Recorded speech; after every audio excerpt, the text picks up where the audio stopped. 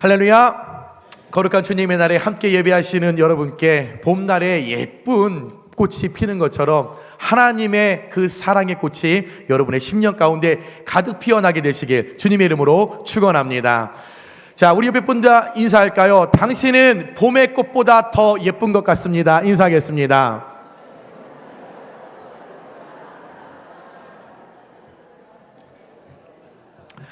다시 한번 인사할까요? 그래도 내가 좀 더 나은 것 같습니다.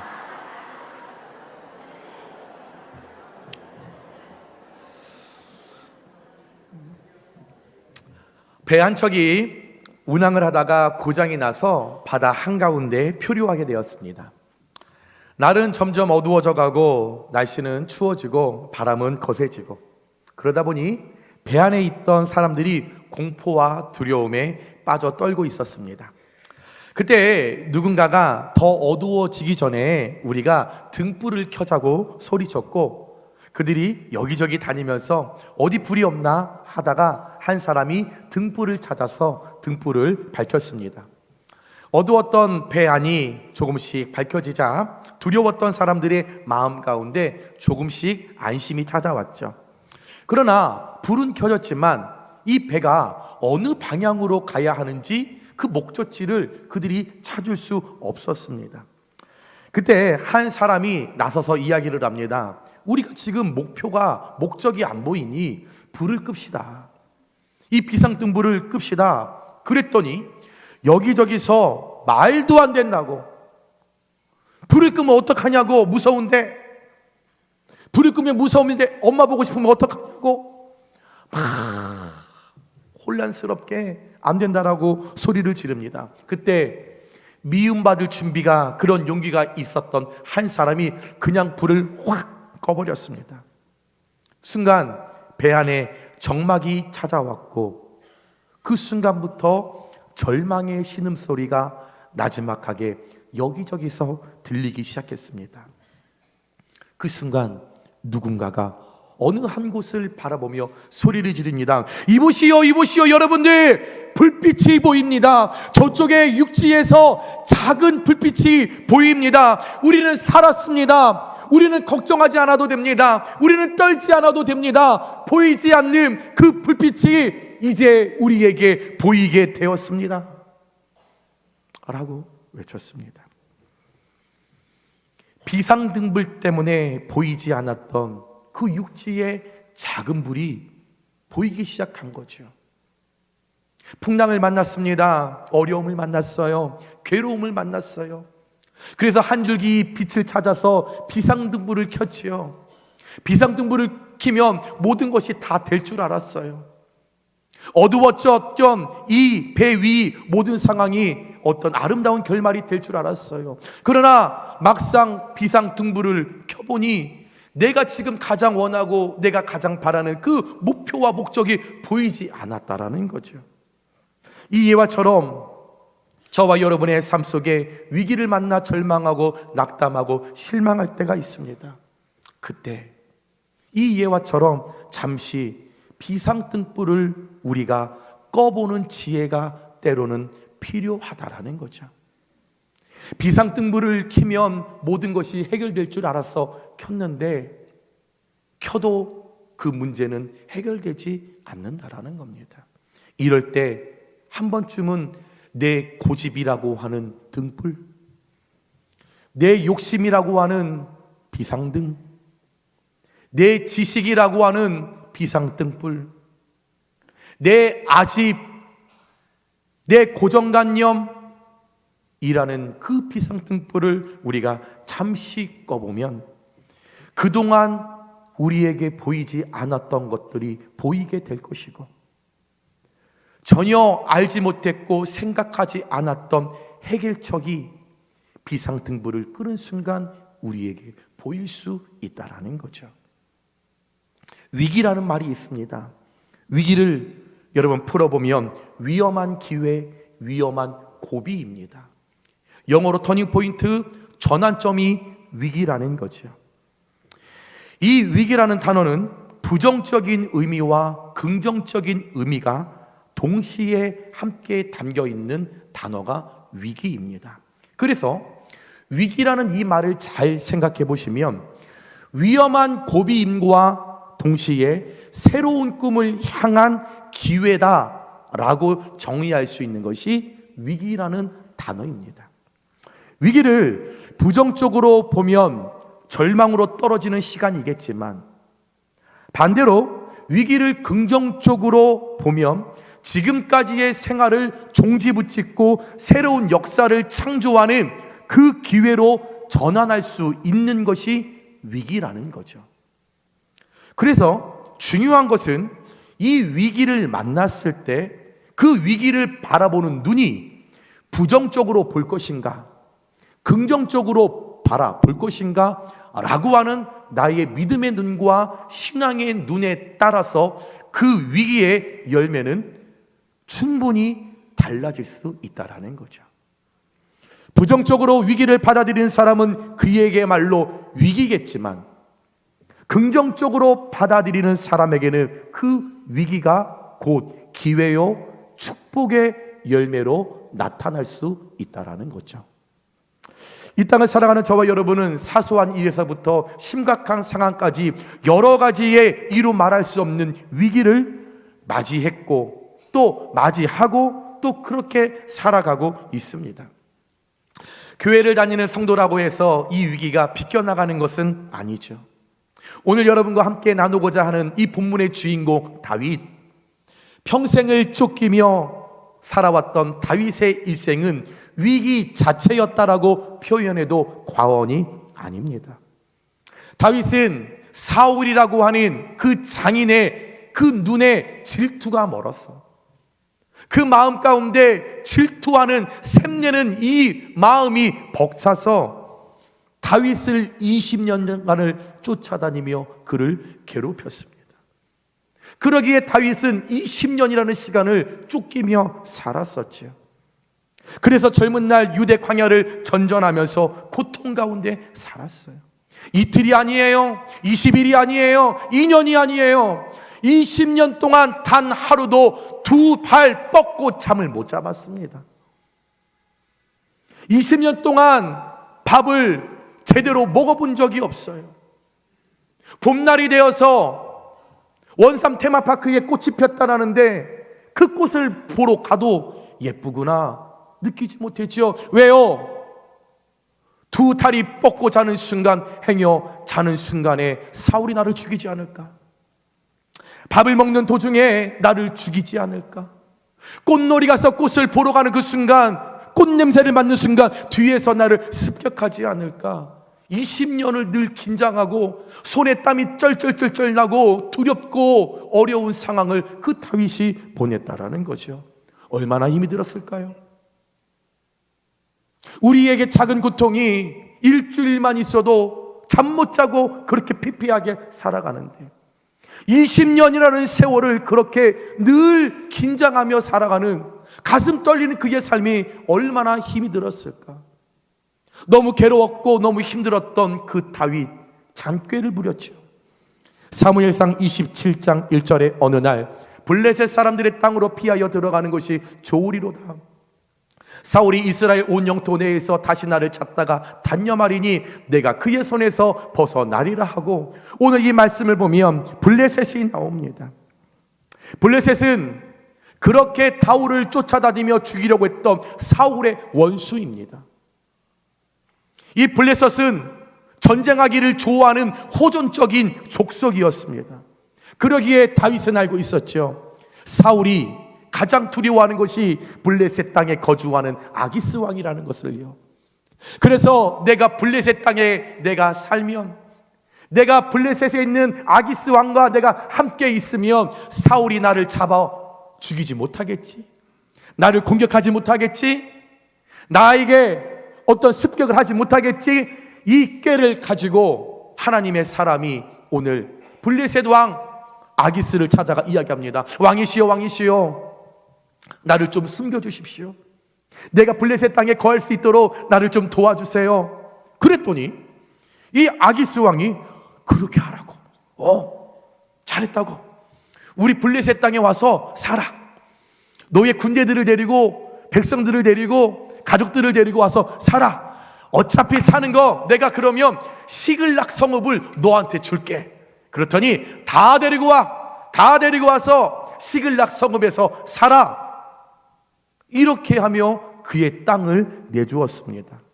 사실 오늘 이 다윗에게 시글락 성읍을 선뜻 내어준 이 아기스 왕은 다윗을 좋아해서가 아닙니다. 다윗을 예뻐해서가 아닙니다.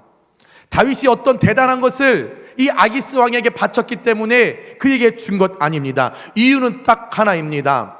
다윗이 사울을 피하여 왔던 것처럼 오늘 이 아기스 왕은 다윗을 볼모로 하여 서로 가장 싫어했던 그 사울을 죽이기 위해서, 오늘 다윗이 내 땅에 시글락 성읍에 살고 있어, 이 이야기를 사울이 분명 알면 오겠지, 쳐들어오겠지. 그러면 이때다 싶어서 그렇게 나의 눈에 가시였던 너 사울을 내가 죽이겠노라. 그런 악한 마음, 그 속내가 그 아기스 왕에게 있었고, 그 왕은 그런 마음으로, 선한 마음이 아니라 좋지 않은 마음으로 오늘 다윗과 그의 가족들을 받아들인 겁니다. 어찌되었던 다윗과 그의 가족, 또 그를 따르는 백성들이 이제 사울을 피하여, 어떻게 보면 호의인지 모르겠지만 이 아기스를 통하여서 이들이 시글락 성읍에서 새로운 출발을 합니다. 20년 동안 고생했어요. 잠도 못 잤어요. 제대로 먹지 못했어요. 단풍놀이도 못 가봤어요. 꽃놀이도 못 가봤어요. 그러나 이제 어찌되었던 장깨를 써서 이 시글락 성읍에 이제 새로운 출발을 하게 되었는데, 편안할 줄 알았었는데, 좋은 일만 일어날 줄 알았었는데, 참 다윗의 운명은 그렇지 않았다라는 거죠. 갑자기 어느 날 다윗과 다윗 군대들이 이제 군사작전을 위하여 한 마을을 이렇게 떠나게 되었습니다. 그랬더니 그 틈을 타서 갑자기 남쪽에서 에서의 후손으로 불리는, 사막에 살면서 나그네나 이방인들이나 주변의 작은 도시들을 침범하여서 그들을 괴롭혀서 먹고 사는 사막의 깡패라고 불리우는 아말렉 족속이 다윗과 그의 군대가 시글락 성읍에 없다라는 것을 알고 그 시간에 그곳에 찾아와서 다윗의 아내와 자녀들과 그의 군대 가족들을 다 데리고 그들이 갔다라는 겁니다. 다윗의 심정이 어떻겠습니까? 이제 좀 살만했는데, 열심히 살았는데, 열심히 가장 노릇하느라 다른 곳에 눈 안 돌리고 열심히 왔는데, 자녀를 위하여 희생하며 엄마의 모습으로 열심히 살아왔는데, 이제 좀 살만하게 됐는데, 월세집 살다가 전세 이제 자가 구입해서 조금 이제 두 다리 뻗고 살만할 때가 됐는데, 매일매일 누군가에게 도움받고 그렇게 살다가 이제 조금 형편이 나아져서 나누어주며 살 때가 돼서 좋아라 했는데, 다윗의 심정이 어떻겠습니까? 엎침대 덧침격이라는 말이 이럴 때를 두고 하는 말일 것입니다. 안 될 놈은 뒤로 넘어져도 코가 깨진다라고 하는 이 말이 다윗의 현 상황을 말해주고 있는 거죠. 저와 여러분, 이처럼 우리의 삶 속에 이런 일들, 이런 경험이 비슷하게 있지 않으셨어요? 한 가지가 안 되면 또 한 가지가 안 되고, 한 가지의 문제가 일어나서 이것을 풀고 있는데 해결하지도 못했는데 여기저기서 다발적으로 수많은 문제들이 막 일어납니다. 이러지도 못해요. 저러지도 못해요. 손을 하도 벌려서 이제 누군가에게 내밀 수 있는 그런 내 마음과 염치가 없어요.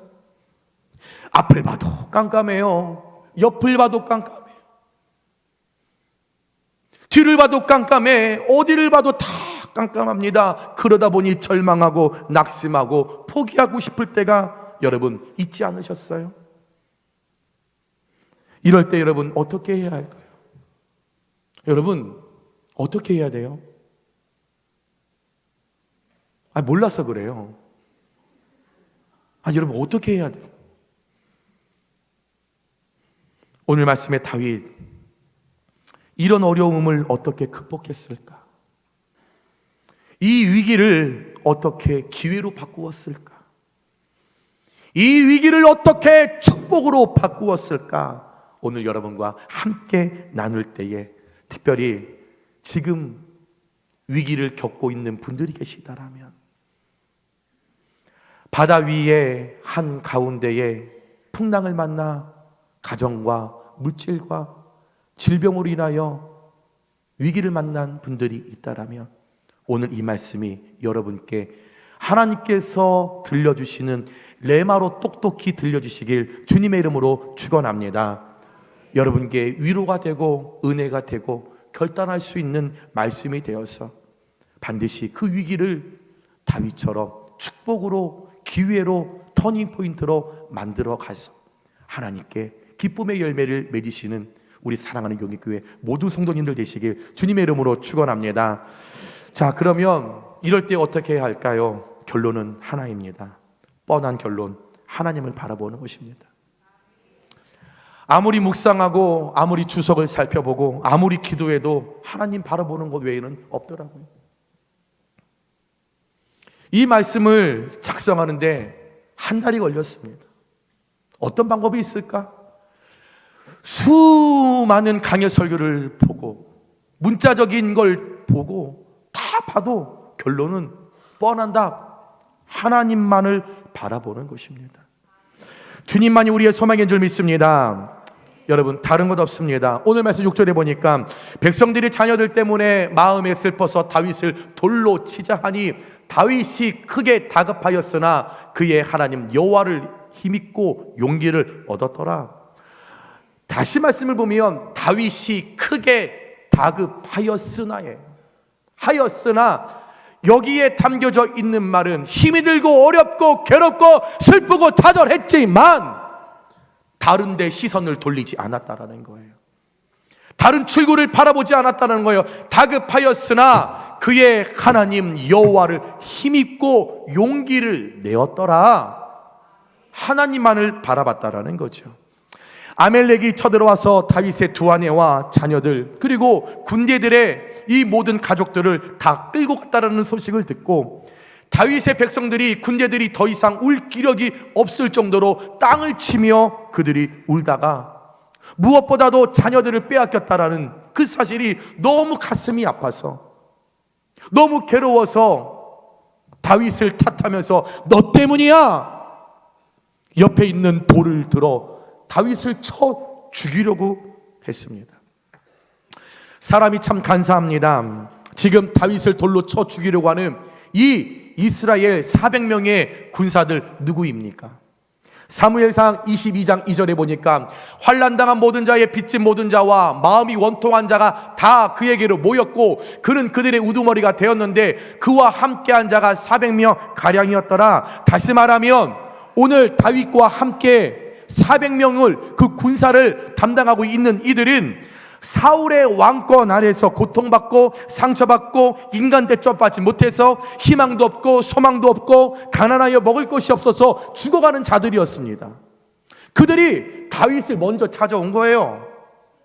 다윗을 찾아와서 다윗이요, 우리를 거둬주세요, 우리를 도와주세요 라고 그들이 요청을 해서 다윗이 그들의 우두머리가 되어서 그들에게 사랑을 베풀고 은혜를 베풀고 그들을 보호하고 때때마다 먹을 것을 먹이고 그들을 가족처럼 여기면서 그들을 도왔던 400명의 군대였습니다.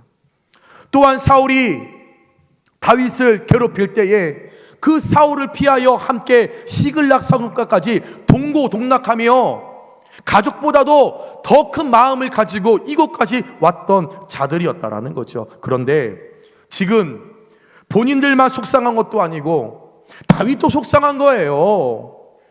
다윗도 아내를 뺏기고 자녀들을 뺏겨서 똑같이 고통과 어려움을 당하고 있는 그 시점에 지금까지 나에게 은혜 베풀어주고 나를 보호하고 나를 사랑하고 나를 위하여 기도하고 때때마다 먹을 것을 제공하여서 가난해서 나를 부하게 만들어 줬는데 그 받은 은혜는 하나도 기억하지 않고 현재 자신들의 어려움만 토로하면서 돌을 들어서 다윗을 죽이겠다라는 거죠. 사랑하는 여러분, 여러분이 이 다윗과 같은 상황을 내가 지금 마주하면 어떻게 하실 것 같으십니까? 자, 여러분이 지금 다윗이에요. 자, 여러분이 사업을 운영하고 있어요. 그런데 직원이 400명이에요. 그런데 어떻게 하다가 월급을 못 줬어요. 그랬더니 이 400명이 이 사업장에 와서 피켓을 막 물러가라, 고요하는 물러가라, 악덕업주 물러가라. 여러분, 이렇게 하시면 어떻게 하시겠어요? 야, 너희들만 힘들어? 나도 힘들어. 니네만 뺏겼어? 내 처자식도 뺏겼어. 이렇게 저처럼 화를 내시겠습니까? 아니면 이게 내 책임이야?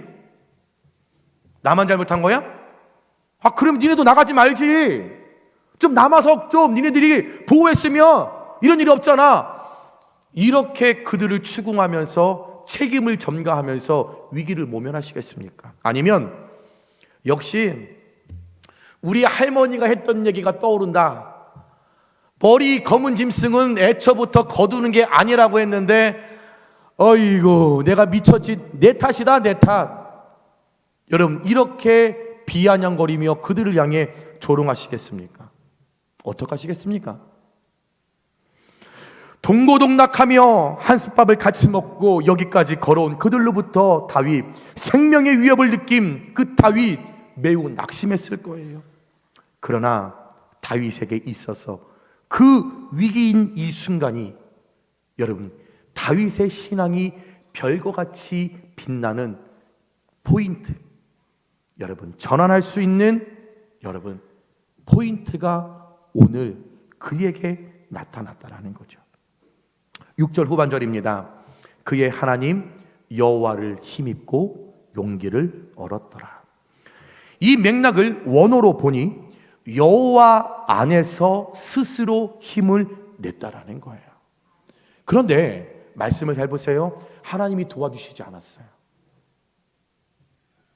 여러분, 말씀 보세요. 하나님이 일하시지 않았어요. 하나님이 어떤 것